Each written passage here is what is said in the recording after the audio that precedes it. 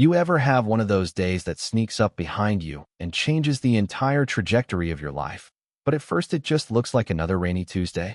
That's exactly how it started for me. Just the sound of rain hammering the windows of the little corner cafe where I wiped down tables for a living, while my daughter Mia sat close by, her crayons and coloring book spread out like a tiny fort against the world.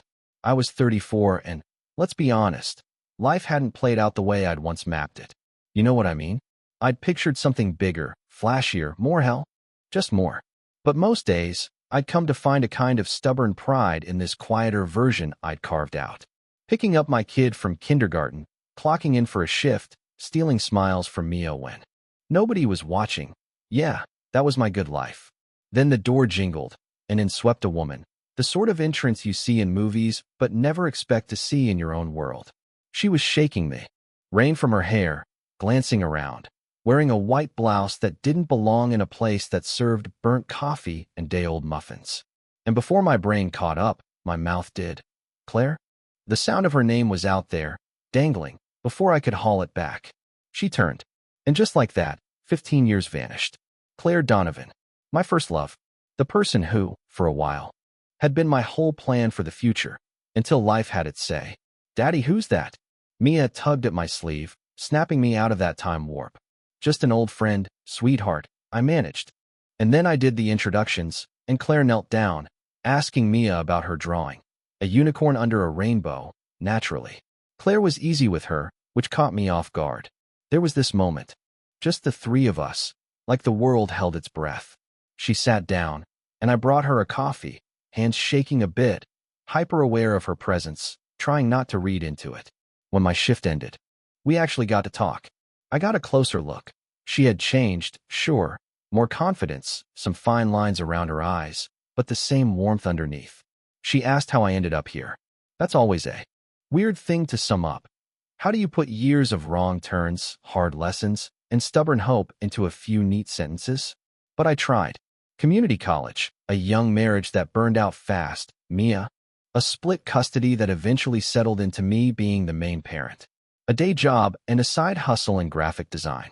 She winced for me, offered a sorry about the divorce, but I shrugged it off. We're better parents apart than together, I said. Mia's happy, and that's what matters. Then she told me her story. Stanford, an MBA, climbing up in tech, now running her own company. Yeah, my jaw probably dropped, but I could hear something else in her voice, something tired, a little hollow. It's lonely, she said. I've built an empire, but I forgot to build a life. I laughed. Not unkindly. Success looks different than I pictured too.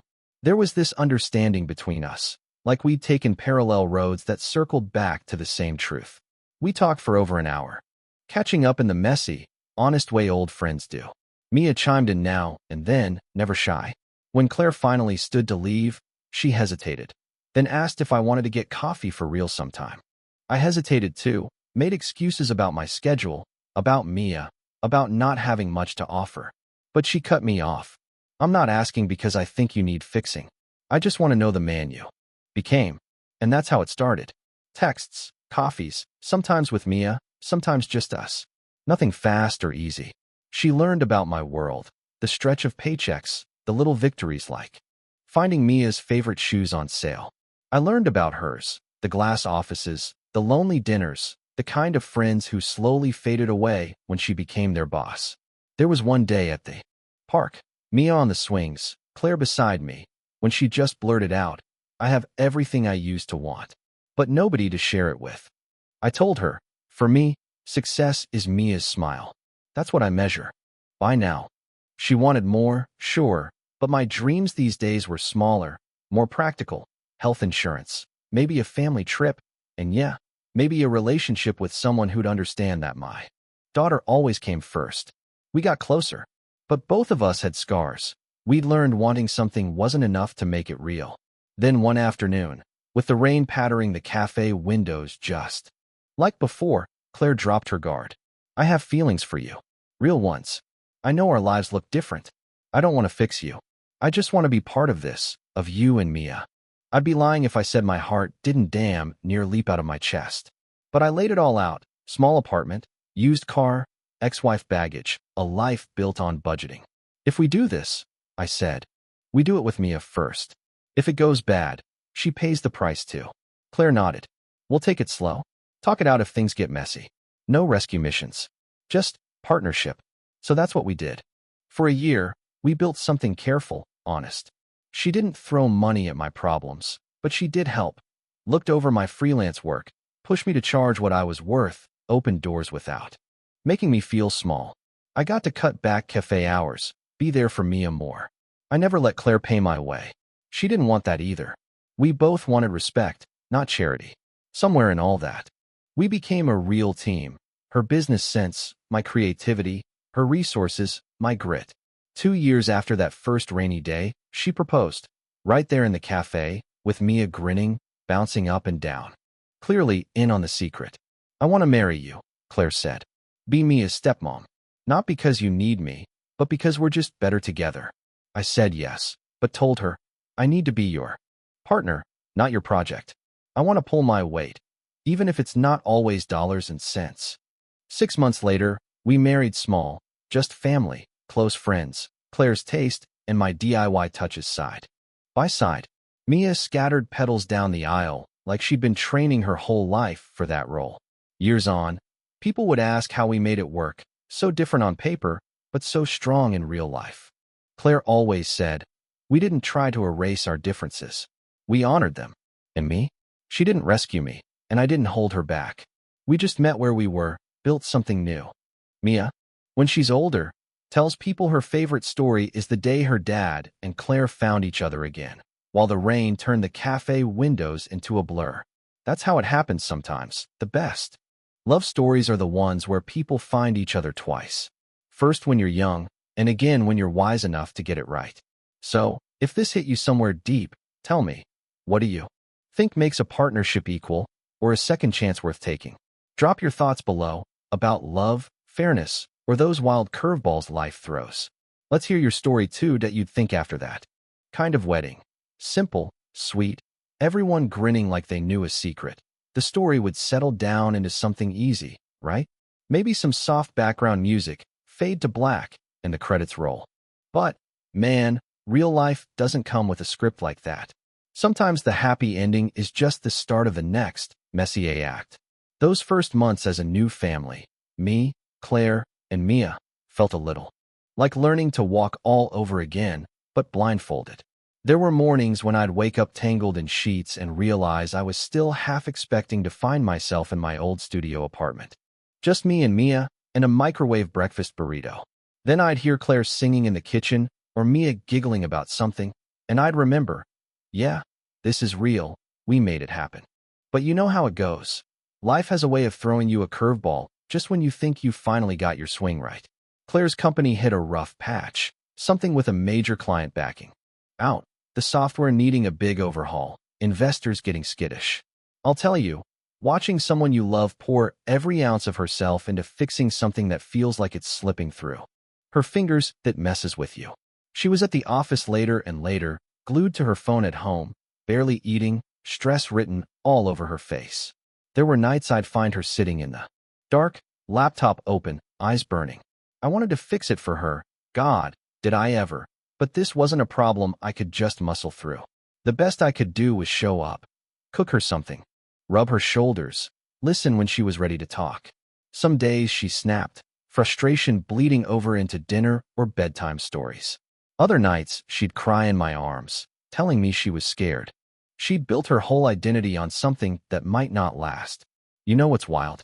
The more we struggled, the more I saw just how deep this partnership ran. Claire had always been the problem solver, the get things done type. But in those months, she let herself lean on me, trust that I wasn't going anywhere. I handled more with Mia, school runs, doctor appointments, playdates, started taking on bigger freelance jobs, juggling deadlines with sticky hands and coloring breaks.